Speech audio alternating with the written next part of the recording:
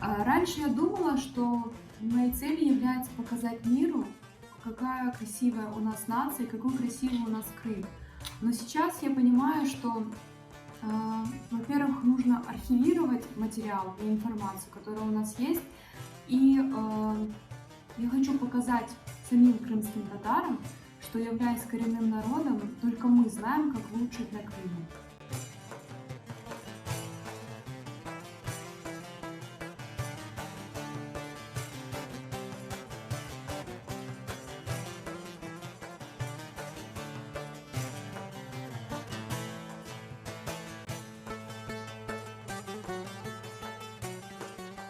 Вдохновляют меня люди, история Крымского ханства, истории, пережившие депортацию. И это все мотивирует меня а, не забывать ни на секунду, кто мы есть. И я хочу, чтобы каждый крымский татарин чувствовал в себе мощь Крымского ханства и красоту нашей религии, благодаря которой наше ханство было в расцвете.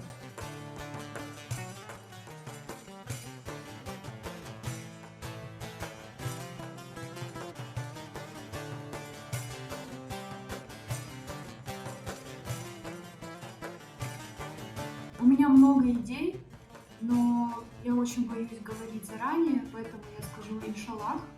Но я активно помогаю в других проектах людям, кому требуются фотографии. Все знают, что я безвозмездно готова предоставить фотографии на любую тему, связанную с Крымом, крымскими татарами, нашей культурой. И предоставляю эти фото. Это книги, журналы, интернет-ресурсы.